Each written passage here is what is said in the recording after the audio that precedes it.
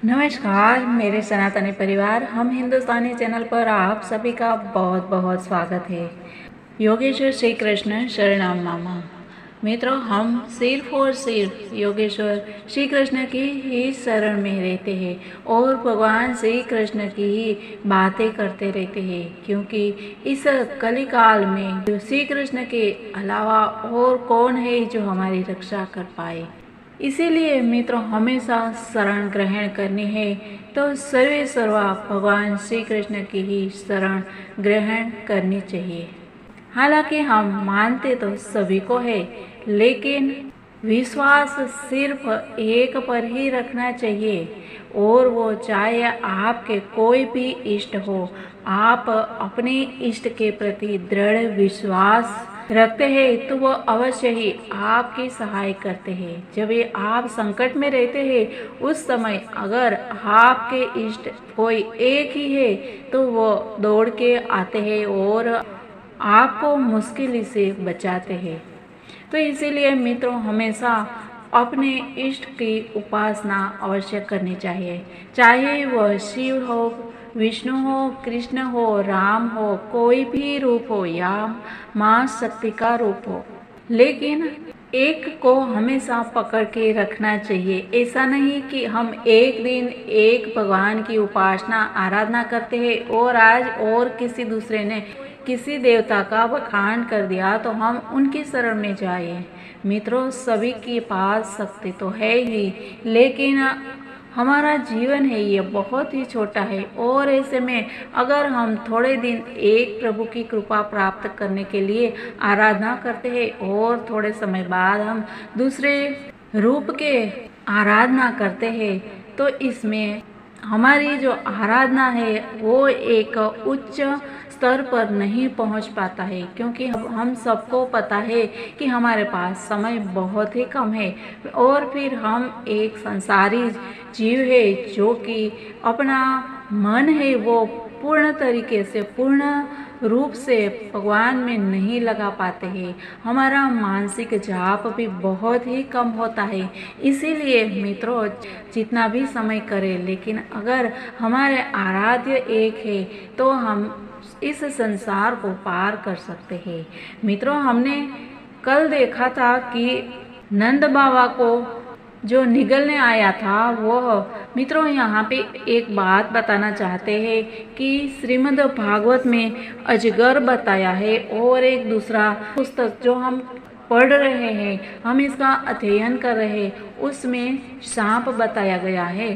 तो मित्रों, ये कंफ्यूजन को दूर करने के लिए हमने श्रीमद् भागवत में जो अजगर लिखा है उसी का सहारा लेते हैं, और इसमें ऐसा कहा गया है कि वो अजगर है, वो विद्याधर था और उसको श्राप मिला था, और श्राप से वह अजगर बन गया था, और फिर बाद में भगवान श्री कृष्ण के पैर के स्पर्श से उसका उद्धार हो गया।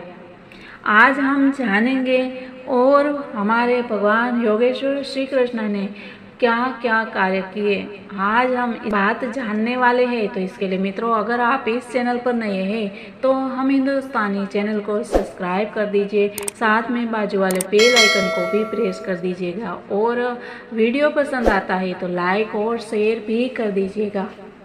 मित्रों, जानते हैं हम आगे। इस घटना के पश्चात एक सुहानी रात में श्री कृष्ण तथा उनके अग्रज बलराम, जो अकथनीय रूप से शक्तिशाली है, दोनों ही वृंदावन के जंगल में गए।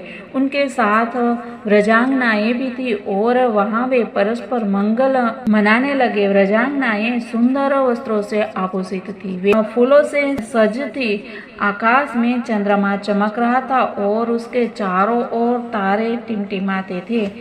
मंद वायु बह रही थी जिसमें मल्लिका पुष्प की सुगंध मिश्रित थी, और भौरे इस गंध के पीछे पागल हो रहे थे। इस मनोहर वातावरण में श्री कृष्ण तथा बलराम दोनों मधुर स्वर में गाने लगे। बालाएं उनकी स्वर लहरी में लीन हो गई और अपनी सुध बुध खो बैठी। उनके केस खुल गए और उनकी मालाएं पृथ्वी पर गिरने लगी। जब वे इस प्रकार तल्लीन थी और प्रायः मदमत्त थी तो कुबेर का एक असुर पार्षद वहां प्रकट हुआ। इस असुर का नाम शंखचूड़ था, क्योंकि इसके मस्तक पर पंख की आकृति की एक मणि थी। जिस प्रकार कुबेर के दो पुत्रों ने अपने ऐश्वर्य के मत्त में श्री नारद मुनि की परवाह नहीं की थी, उसी प्रकार शंखचूड़ अपने ऐश्वर्य से इतराया हुआ था। उसने सोचा कि श्री कृष्ण तथा बलराम सामान्य ग्वाले हैं।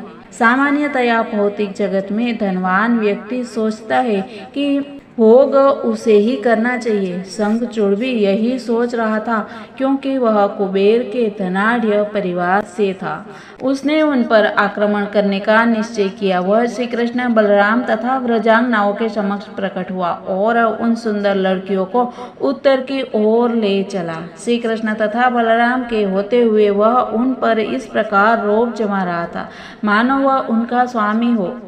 शंखचूड़ द्वारा इस प्रकार अपहरण की जा रही ब्रज बालिकाएं रक्षा के लिए श्री कृष्ण तथा बलराम का नाम ले लेकर पुकारने लगी। दोनों भाई अपने हाथ में साल की लठ लेकर उसका पीछा करने लगे। वे गोपियों से कहते जा रहे थे, डरना नहीं, हम इस असुर को दंड देने के लिए तुरंत आ रहे हैं। और वे तुरंत शंखचूड़ के पास पहुंच गए। जब शंखचूड़ ने सोचा कि ये दोनों भाई अत्यंत बलवान हैं, तो वह डर के मारे गोपियों को छोड़कर और अपनी जान लेकर भागा, किंतु श्री कृष्ण ने उसे जाने नहीं दिया। उन्होंने बलराम को गोपियां सौंप दी और स्वयं जहां जहां शंखचूड़ भागा उसका पीछा करते रहे। श्री कृष्ण उसके सिर के पंख सदृश मणि को लेना चाह रहे थे। थोड़ी दूरी तक पीछा करने के बाद उन्होंने उसे पकड़ लिया और अपनी मुट्ठी से उसके सिर पर प्रहार करके उसे मार डाला। फिर उन्होंने वह मणि ले ली और वापस चले गए और उन्होंने समस्त व्रजांगनाओं की उपस्थिति में वह मणि अपने भाई बलराम को सौंप दिया।